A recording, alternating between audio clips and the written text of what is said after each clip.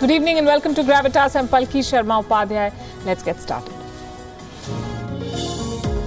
Gravitas, co-presented by SBI Mutual Fund, a partner for life.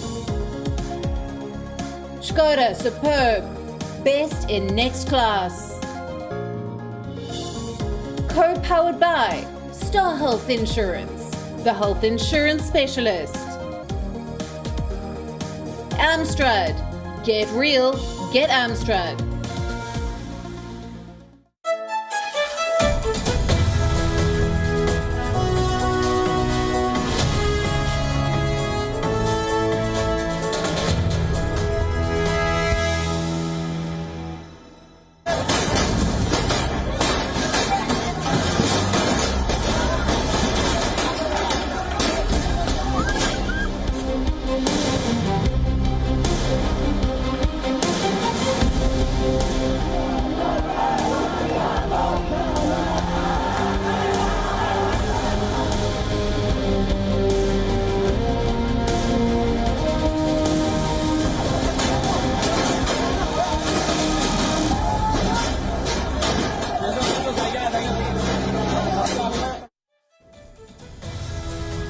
The beheadings and terror attacks in France have triggered a global wave of violence. Islamists protesting against French President Emmanuel Macron have hit the streets.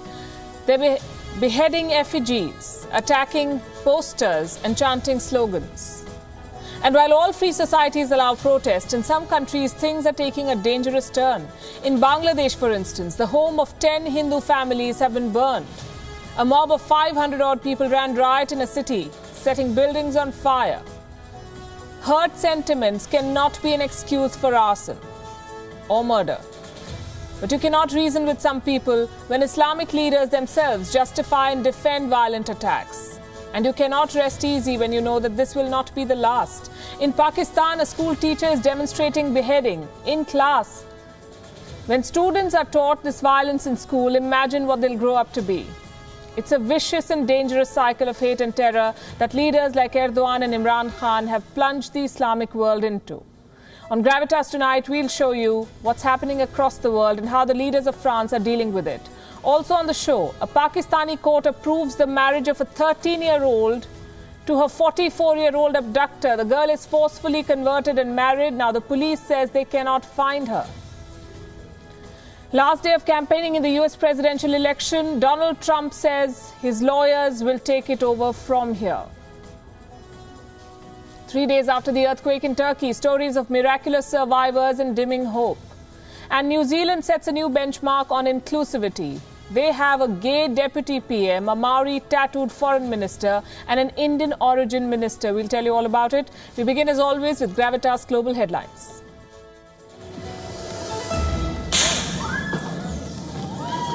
Gunmen stormed the Kabul University at the opening of an Iranian book fair, killing at least 25 people with several others injured. Security forces sealed the campus and fired back at the gunmen. The Taliban has denied involvement in the attack. Reacting to the anti-monarchy protests, Thai King Maha Vajiralongkorn has said that he still loves protesters and that Thailand is a land of compromise. Thousands of Thai royalists staged the biggest show of support for the monarchy in the face of months of protests that have called for reforms to the monarchy as well as removal of the government. Police in Belarus detained several opposition protesters and fired warning shots in the air as around 10,000 people hit the streets of Minsk in defiance of strongman President Alexander Lukashenko. Demonstrations have continued in the capital for 12 straight weeks since a disputed election. The Portuguese government will declare a health emergency, enabling stricter curbs to be imposed in the fight against a surge in coronavirus infections, according to Prime Minister Antonio Costa. The new measures will be expanded from Wednesday to cover 7.1 million people. Clashes erupted in Barcelona between police and protesters, angry over a recent series of evictions that took place in the city. Hundreds of demonstrators marched from the Barcelona Cathedral to the City Hall on Saturday. In front of City Hall, a small group of protesters threw stones, breaking windows and causing the police to storm in and disperse the crowd. Europe's new COVID-19 cases have doubled in 5 weeks as the region has hit the grim milestone of 10 million total infections. While the continent took almost 9 months to record its first 5 million COVID-19 cases, the next 5 million cases were reported in slightly over a month. Hong Kong authorities announced a record seizure of over half a ton of methamphetamine, saying the coronavirus pandemic has led smugglers to riskier bulk shipments. The crystal meth, reportedly worth $39 million, was discovered last Thursday hidden in a shipping container with a declared cargo of cement bags. Hollywood superstar Johnny Depp has lost the libel case against the Sun newspaper over an article in which he was termed a wife-beater. The court refused to award the Pirates of the Caribbean star compensation for damage to his reputation over claims that he assaulted his then-wife, Amber Heard. Tottenham Hotspur climbed to second place in the Premier League standings with a 2-1 victory against Brighton. Harry Kane opened the scoring from a controversial penalty after just 13 minutes. But Brighton equalized in even more dubious fashion in the second half through Tariq Lamptey, even though there appeared to be a clear foul in the build-up that was reviewed by the referee on a pitch-side monitor. Gareth Bale stole the headlines though, as he headed in his first goal since returning to Tottenham in the 73rd minute. Spurs are now only 2 points behind champions Liverpool. 48-year-old Brian Gay ended a 7-year wait for a PGA Tour title with a playoff victory at the Bermuda Championship. Wyndham Clark looked unstoppable in the final round, and 7 birdies on the first 11 holes saw him take the lead. But a bogey on the 17th saw him close at 15 under, following a round of 6 under. 2 bogeys for Gay on the 8th and 17th seemed to have ended his charge, but he birdied the 18th to close the round at 7 under and force a playoff with Clark. Gay carried that momentum into the decider to clinch the title and become oldest tour winner since August 2015. The world hasn't recovered from the shock of the beheadings in France, but there's no reprieve. The spiral of violence continues. The anger of the Islamic world has spread like fire. Under attack now are the Hindus of Bangladesh. This is how it began, with a Facebook post. A Hindu in Bangladesh expressed support for the French government. He backed Macron's decision to defend the cartoons of Prophet Muhammad. This apparently angered the locals. They attacked more than 10 Hindu homes, vandalized them and set them on fire. This happened on Sunday in Comilla, one of the 3 oldest cities of Bangladesh. It is situated along the Dhaka-Chittagong highway. Look at how it played out.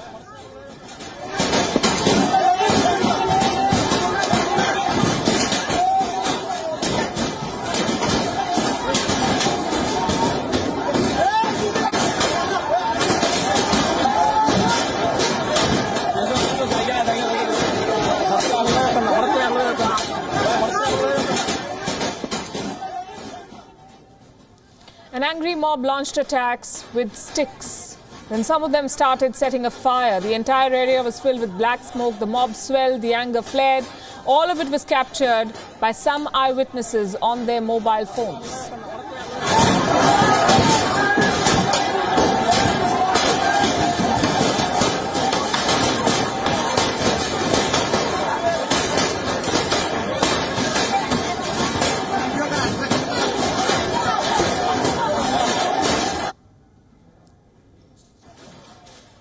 One report in the local press claims that rumors fuel the anger. Rumors that someone on Facebook has quote-unquote slandered Islam. Who were these attackers? Reports say 500 people were involved in this vandalism. They have been listed as unnamed people in the case files. 5 people have been arrested, and they all belong to the Muslim community. A mobile court has convicted them. We are still waiting for more details to come from Bangladesh, but we can tell you that Muslims in that country are very angry with France. Let me show you another set of images. This happened in Dhaka today. tens of thousands of protesters rallying against the French government. According to one estimate, at least 50,000 protesters were part of this march. Look at the crowds. It was organized by a group called Hifazat-e-Islam. This is a network of teachers and students. They belong to thousands of Islamic schools in Bangladesh. What do these protesters want? They have specific demands. 1, boycott French products, and 2, break diplomatic ties with France. They've been demanding this for days now. Protesters have been on the streets against Macron and his country, paying no heed to pandemic restrictions in Bangladesh. What about the government of Bangladesh? Where does it stand on this issue? Prime Minister Sheikh Hasina has not said anything yet. One of the few leaders of a Muslim-majority country who haven't fanned the flames. Unlike President Recep Tayyip Erdogan of Turkey, Prime Minister Imran Khan of Pakistan and Mahathir Mohamad, the former Prime Minister of Malaysia, they've all insulted Macron, even justified the violence. And the result is this. I'm going to show you a video from Pakistan that sums up everything that is wrong with hate-mongering. Leaders like Imran Khan lit a fire they themselves cannot douse now. What you see is a school in Pakistan. This is what young students are being subjected to and colored with. A teacher carried out a mock beheading of Emmanuel Macron in front of the students. This is a madrasa in Islamabad. This is institutionalized brainwashing. A teacher is showing young and impressionable minds that beheading is justified in the name of religion. Which religion teaches this? What will these students grow up believing? Such teachers and such leaders are setting the world on a dangerous course, feeding into the vicious cycle of radicalism and violence. And this is exactly what French President Macron is trying to fight.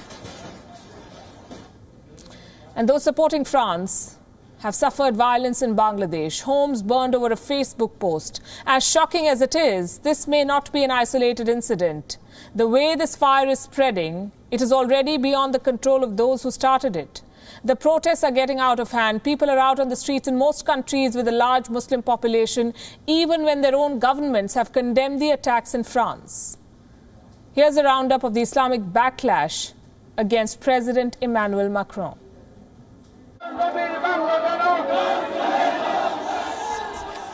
For these protesters, the French president is the enemy.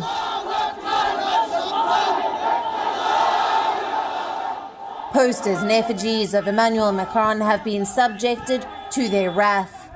In Dhaka, they attacked with shoes and brooms.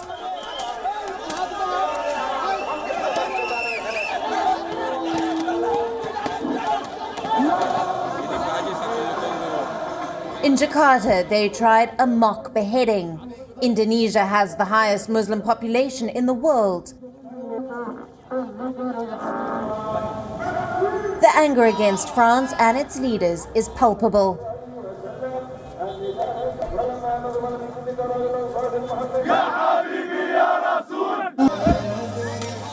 In Gaza, they burned an effigy of Macron. What began with Erdogan's insults Macron'un zihinsel noktada bir tedaviye ihtiyacı var. Imran Khan's insinuations and Mahathir Mohamad's defense of violence has now become a global protest.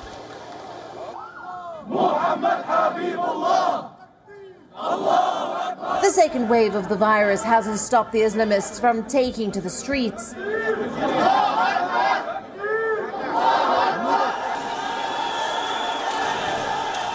Over the last week, they have broken every social distancing rule to protest against France and its president.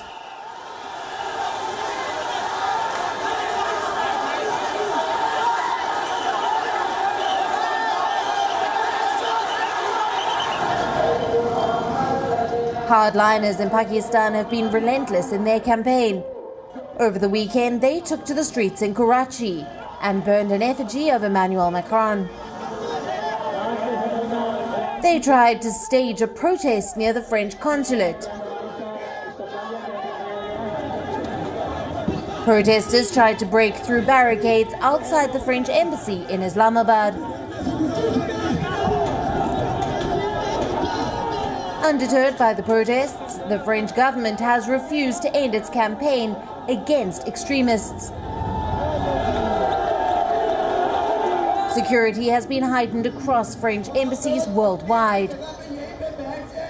Paris fears that its diplomatic missions could become the target of an attack. The threat is also very strong abroad. Virtual hate can quickly turn into real violence, and we have decided to take all the necessary measures to ensure the security of our interests, our expats. We gave instructions to our ambassadors to reinforce security measures. 3 Islamic leaders started this campaign against Macron and his government. With insults and boycott calls, their provocations whipped up the anger of Muslims and spurred on hardliners and extremists, creating a dangerous situation. Bureau Report, WION, World is One. There's anger and outrage in the Islamic world, but back in France, there's only sorrow over the loss of innocent lives and resolve to fight Islamic terrorism. Monday was marked as a day of national homage for the victims of the recent terror attacks. The day began with the reopening of schools across France. This includes the school where Samuel Paty, the history teacher, was beheaded. It has reopened after 2 weeks. The school got shut on the 16th of October for the autumn break. The same day, the teacher was beheaded after a classroom debate on free speech. As students got back to their classes, their parents said they wanted them to talk about what had happened. Face it rather than stay silent, they said. They talked about it at school with their teachers, and it helps them put into words what happened, different from those they hear in their family. Especially so since our eldest goes to that middle school, it helps them progress, move forward. You have to talk about it and not stay silent. To extend his support to the parents and students, the Prime Minister of France turned up at the school. He was accompanied by the country's Education Minister, Jean-Michel Blanquer. The two men interacted with students as they paid homage to their teacher. Teachers are fundamental in a society that's going well. It's central. They need to be respected. Today, in the accounts that you get, what I wish is that the spirit of not only resilience, but also energy around teachers, because we need them to feel supported by us all. That's the state of mind that I have, and that's the state of mind for this homage to Samuel Paty, who was the archetype of the teacher who was doing his job, who had a large professional awareness, and who was killed for it. The French president, too, had a message. This is for the protesters worldwide, those calling him names and demanding a boycott of French products. Emmanuel Macron sought to calm tensions. He tried explaining his defense of caricatures of Prophet Muhammad. He said he understands the outrage, but he will never accept violence over a cartoon. Instead, he will continue to protect the freedoms enshrined in the French constitution. Let me wrap this story with Macron's words. I'm not a specialist in theology, but I understand that Islam does not legitimize or support the use of any form of violence. I understand and respect that people can be shocked by these cartoons, but I will never accept that someone can justify the use of physical violence because of these cartoons. I will always defend the freedom of speech in my country, the freedom of thought, and the freedom to draw, which does not mean that I support personally what people say, think, or draw. But it means that these freedoms, these human rights that have been thought of and created here in France, I think it's our calling to protect them and to also protect the sovereignty of the French people that want them preserved. Since we're talking about defending freedoms and rights, let's talk about what's happening in Pakistan. On Friday, we told you the story of Arzu Raja, the 13-year-old Christian girl who's been failed by the judicial system of Pakistan. I want you to see this again, what her parents are going through. मिलने दे, माँ को मिलने दे please, माँ को मिलने दे please, माँ को मिलने दे, माँ को मिलने दे, बच्ची को माँ को मिलने दे प्लीज, माँ को मिलने दे बच्ची को। आजू मम्मा के पास आना, मम्मा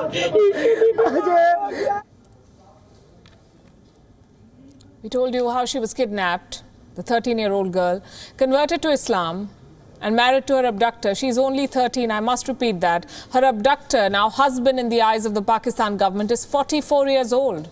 The Sindh High Court upheld this marriage. That's right, a Pakistani court has validated a child marriage. Is it allowed in Pakistan? Do 13-year-olds get married in this country? The court allowed it under the Islamic interpretation of the law.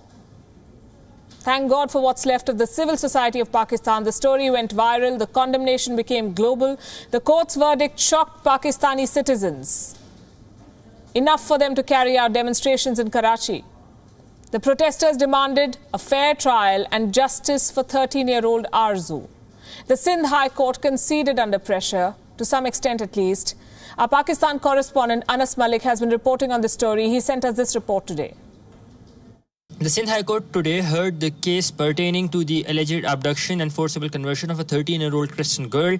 The court has ordered the police to locate the girl in the next 5 days and produce her before the court, and also shift her to a shelter home where she would be given protection. So the court has decided to relook at the case. It has ordered the Sindh police to produce the victim by the 5th of November. And until then, the girl, Arzu, should be moved to a shelter home. That's what the court has said. But here's the problem. The Sindh police says it does not know where the girl is. On your screen is a tweet by Gibran Nasir, the victim's family counsel. He says the police has told the court that it has no information on the whereabouts of Arzu Raja or her abductor. This is a classic case of a lie to prop up another lie. Listen to what the girl's mother had to say. इन लोगों को सब पता मेरी बच्ची कहाँ है, मेरी बच्ची कहीं भी नहीं मिल रही है इन लोगों को, ये सब जानते हैं, फोनों पे बातें होती है इन लोगों की, उनके घर वालों को भी पता मेरी बच्ची कहाँ है। उस दिन भी हाई कोर्ट में वो अपनी फैमिली के साथ आए हुए थे सारे, और झूठ बोल रहे हमारे।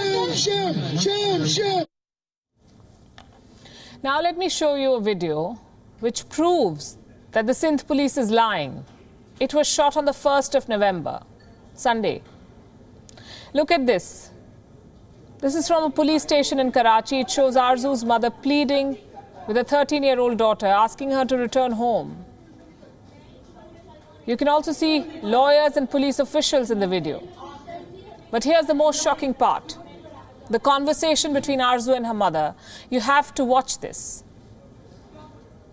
बूढ़े ने क्या बोला? कुछ नहीं बोला, मैं अपने सर की कसम खाती हूँ। नहीं, कुछ नहीं बोला मुझे। बूढ़े ने ये बोला होगा ना, मैं आपको पैसे देता हूँ। नहीं, मैं पैसे नहीं आप पैसे की लालच में आई हो, आप पैसे की लालच में आई हो। हम जो इंदिरा करती थी, मामा मुझे पेस्ट्री ला के दो, मामा मुझे गुड़िया ला के दो, फिर क्यों बोलती थी ऐसे आप? नहीं, मैं खाली बच्चों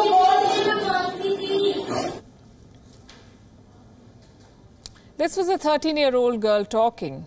She's been made to believe that what happened to her was consensual, that her abduction was legal, that her conversion was legal, that her marriage was legal. She's only 13 years old, and she has been brainwashed to believe that she has exercised her own free will by converting to Islam and marrying a 44-year-old man. This is appalling on so many levels. What explains this? Arzu's family says that social status could be one of the explanations. The family council says the girl has been lured further by being told that she now belongs to a higher social standing after her conversion, that she is no more the child of a lesser god, but a Muslim like everybody else in Pakistan, and hence she's entitled to more respect in the society. Can a 13-year-old be expected to understand how wrong this is? Forget 13-year-olds. Pakistan's judiciary, its lawmakers, its clerics, its government, all of them can see how extremists and thugs are taking the law for a ride. A minor has been converted and brainwashed to believe that her social status has now been elevated. Her parents are fighting for justice. But Imran Khan, who gives others lectures on leadership, has failed to rise to the occasion yet again and speak for this child.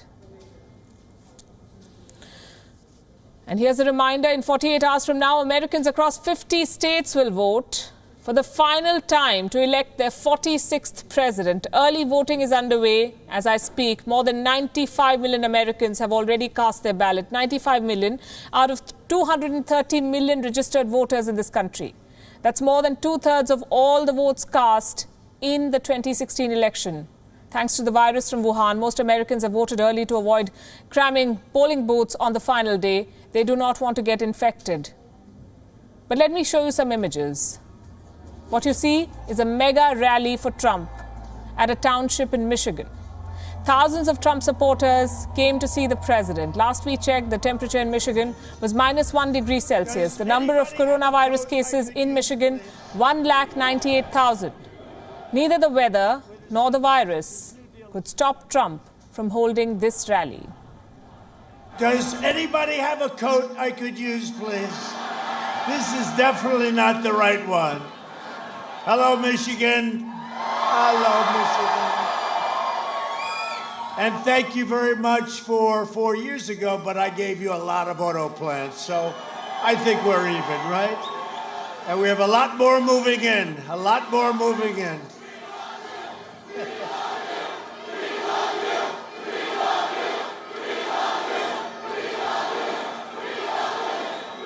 Thank you very much. I love you too. If I didn't, I wouldn't be standing here because it's freezing out here.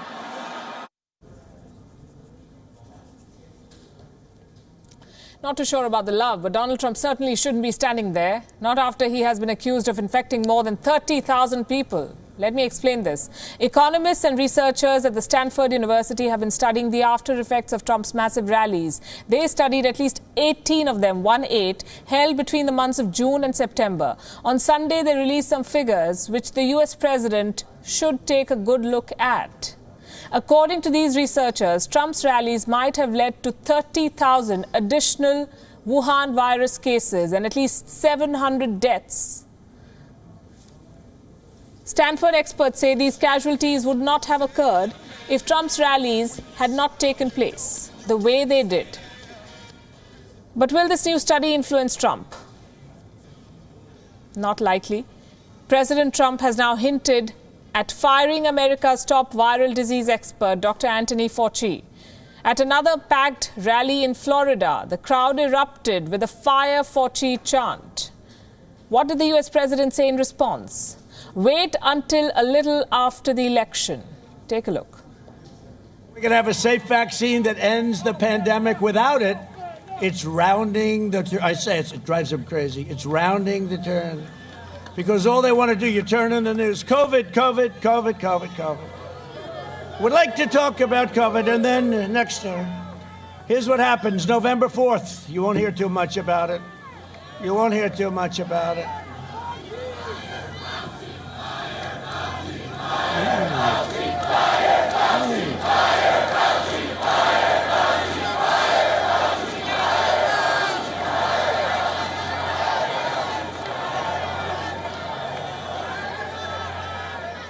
Don't tell anybody, but let me wait till a little bit after the election. I appreciate the advice. I appreciate that. I appreciate the advice, says Donald Trump. And if you thought this was controversial, then wait till you hear what I'm about to tell you next. The US president is planning to send in his lawyers as soon as the election ends. He is preparing for a legal battle against the counting of mail and absentee votes that arrive late. The US Supreme Court has allowed 2 states to do so, Pennsylvania and North Carolina, 2 of the most hotly contested swing states in America. They've been allowed counting of late ballots for several days after the 3rd of November. The Trump campaign has repeatedly challenged this. They've lost 3 lawsuits over the same, but Donald Trump is unwilling to relent. I'll leave you with this. And I happen to think it was a terrible decision for our country made by the Supreme Court. I think it was a terrible decision for our country. And I think it's a very dangerous decision because you're going to have 1 or 2 or 3 states, depending on how it ends up, where they're tabulating ballots. And the rest of the world is waiting to find out. And I think there's great danger to it. And I think a lot of fraud and misuse can take place. I think it's a terrible decision by the Supreme Court. A terrible decision. Now, I don't know if that's going to be changed because we're going to go in the night of, as soon as that election's over, we're going in with our lawyers. 48 hours until election day. The controversies still have not stopped. No matter who wins the election, no matter who becomes the president, one thing's for sure, it's going to be a long and bitter winter in America. Does anybody have a coat I could use, please? This is definitely not the right one. And joining us from Hyderabad is Syed Akbaruddin, India's former permanent representative to the United Nations, someone who has also served as the spokesperson of the Ministry of External Affairs, as well as India's representative at the IAEA. Mr. Akbaruddin, welcome to WION. Thank you very much, Palki. Let me start with pleasure to be with you. Thank you, thank you. Let me start with the million-dollar question. Who are you putting your money on, Donald Trump or Joe Biden? You know, the US election is an election that everybody has a view on. So there are a billion plus, maybe billions of individuals all across the globe who would like to put their money in. So if I do something like that, I'd only be following millions or billions of them. But then that's not a very difficult thing to do in terms of articulating your choice. But what is more important is to see how the process plays itself out. And that is perhaps once in a century election where the processes that all that we've learned for are changing, twists and turns at every instant. So I won't be a betting man, so I won't want to bet. But the whole world is watching and each one can pick his own. I think diplomats, like journalists, never retire. You've given me a long answer, but you've still not answered my question. In the media, sir, we use the word unprecedented quite liberally. But would you say that this election truly has been unprecedented, given the many variables and the deepening divide in America? Yes, it's unprecedented in many terms. You know, every leap year, we look at 2 global events. One, the Olympics, and the other, the US presidential election. The Olympics is already been undermined by the global pandemic, and therefore it is now going to be held next year. The US presidential election has been impacted by the pandemic in multiple ways.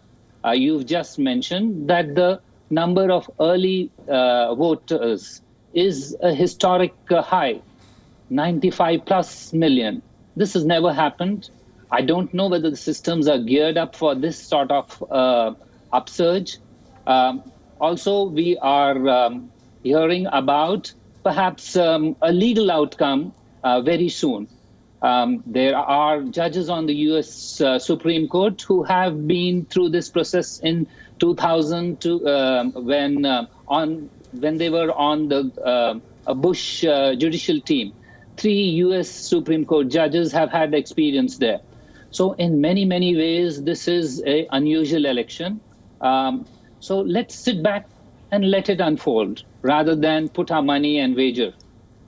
Right. What do you make of these early voters, 95 million plus?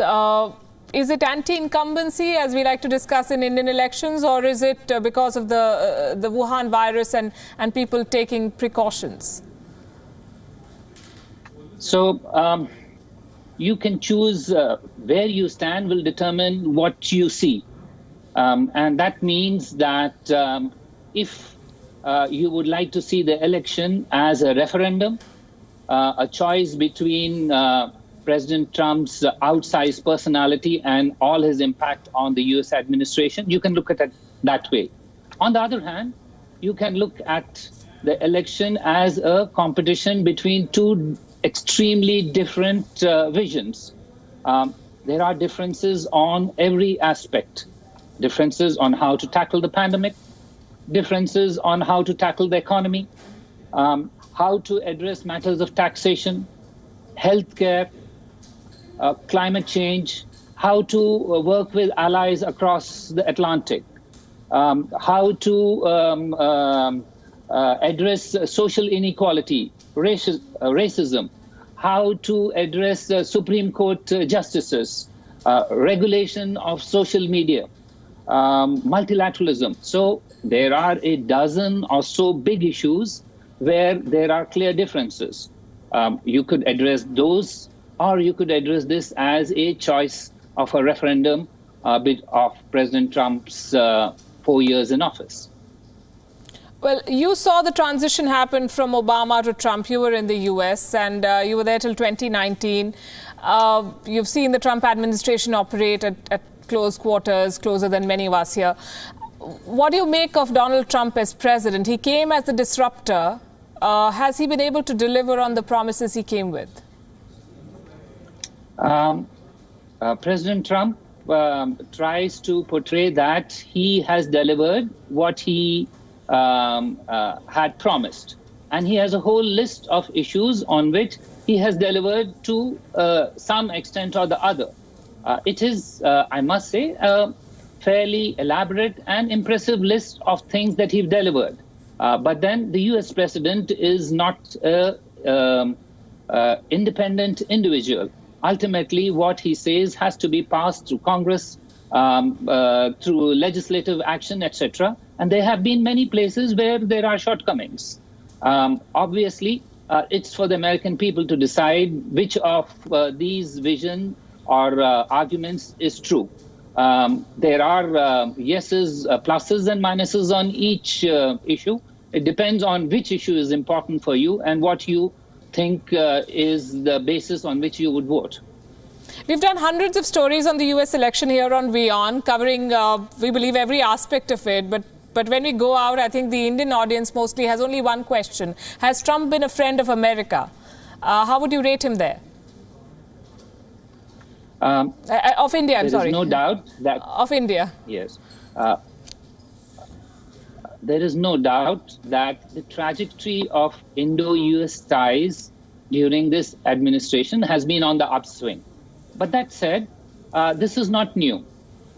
If you start from 2000, there has been alternatively a change of administrations. We had in 2000 Bill Clinton relinquish office and President Bush take over from Democrat to Republican, and then back to Democrat in 2008 and back to Republican in 2016.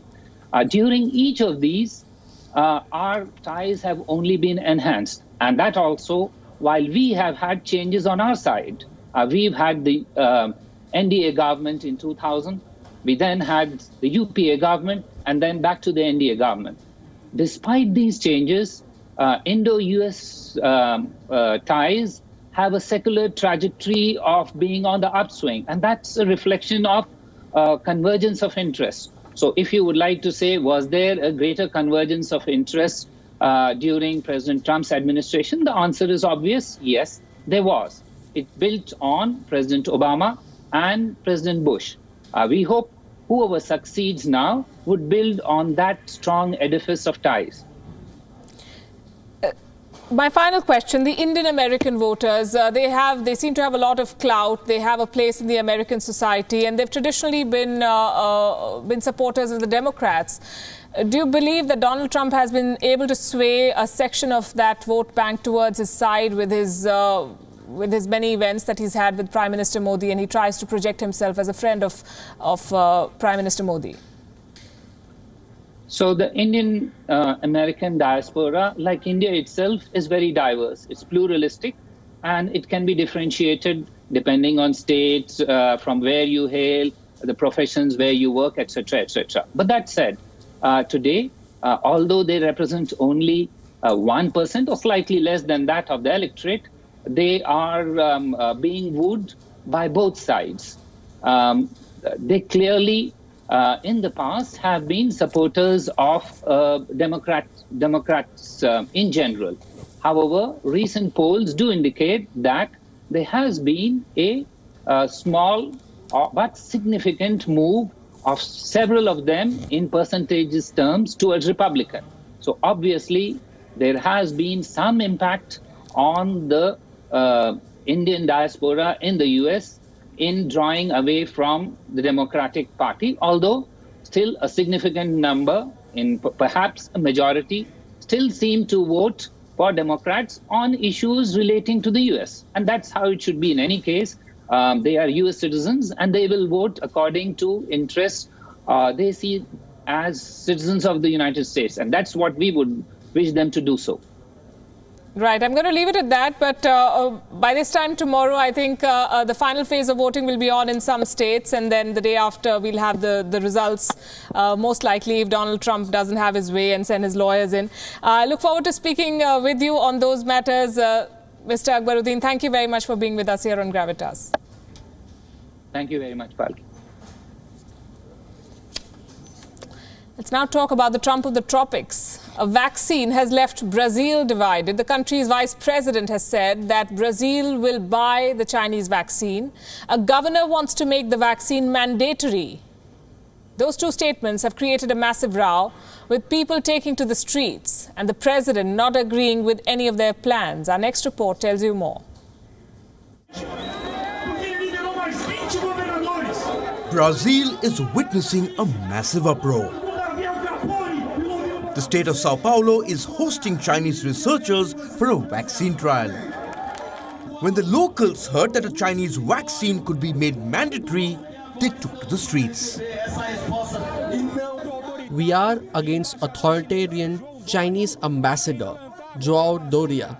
He now wants to deploy a compulsory vaccine against our will. This doesn't exist in any place in the world. Not even in China is this vaccine compulsory for people. The director of WHO has stated that giving this vaccine to the whole population in an authoritarian way does not work. This can't happen. At the center of this controversy is Sinovac. The Chinese vaccine cleared for emergency use by Beijing. It remains a mystery to the rest of the world. And it is being tested in Brazil's Sao Paulo. The state's governor, João Doria, wants to make the Chinese vaccine mandatory if the country's health regulator approves it. But Brazil's president doesn't approve of the plan. Jair Bolsonaro has refused to buy a Chinese vaccine. Last week, his deputy joined the spat. Brazil's vice president contradicted Bolsonaro. He said Brazil will buy Chinese vaccines. The country's health minister has already announced a plan to buy 46 million doses of Sinovac. Bolsonaro has rejected the idea. Last week, he refused to foot the bill for vaccinating Sao Paulo. Dear Sao Paulo Governor, I know you are passionate. You know this, but no one is going to take a forced vaccine. It would be difficult. I am the government. The money is not mine but the people's. I am not going to buy your vaccine. Find someone else to buy it. Amid this political brawl over a Chinese vaccine, the people continue to protest. Brazilians are no strangers to mandatory immunization. A number of vaccines are compulsory in Brazil. The mandatory vaccines and large state-backed campaigns have been a great success in the past. This approach helped Brazil eradicate polio in the 1980s. The governor of Sao Paulo wants to adopt the same approach to defeat the Wuhan virus. But he faces a major roadblock: the president and his supporters, who rightly refuse to accept an unproven vaccine from China. Bureau Report, WION World is One.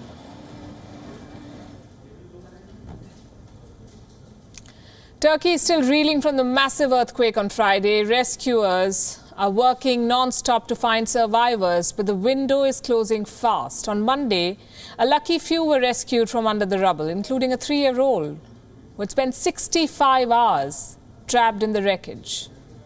Our next report brings you the story of Turkey's miraculous survivors. This is Izmir in Turkey. On Friday, a powerful earthquake ripped through the city. Dozens of buildings reduced to rubble. At least 79 people killed, more than 1,000 injured, and hundreds possibly buried beneath the wreckage. A massive rescue operation is currently underway. Survivors are being pulled out almost 70 hours after the quake. Some of them as young as 3 years old. This is the moment Elif Perinçek was rescued. She was with her mother and 3 siblings when her apartment came down. Rescuers found her amid the rubble 65 hours later. The man who rescued Elif says she did not let go of his finger until they reached the first aid tent. Another survivor, a 14-year-old girl, was pulled out after 58 hours. The rescue teams applauded as she was stretchered off to the hospital. 16-year-old Insi Okan is another survivor. Her dramatic rescue was captured on video. Tamam, hiç korkma. Korkacağın hiçbir şey yok. Elimi tutar mısın? Ver, tabii ki tutarım. Tabii ki. Çok korkuyorum. Korkma. Korkmayınca, tamam mı? Deneyeceğim.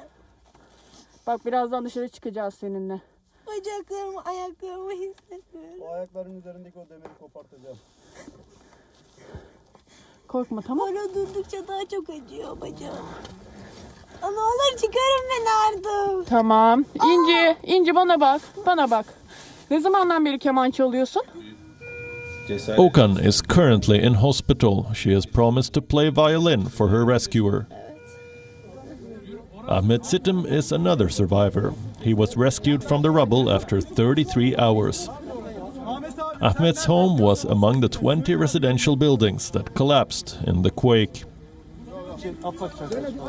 Many animals are also trapped in the rubble, like this rabbit, which was pulled out unharmed by rescuers,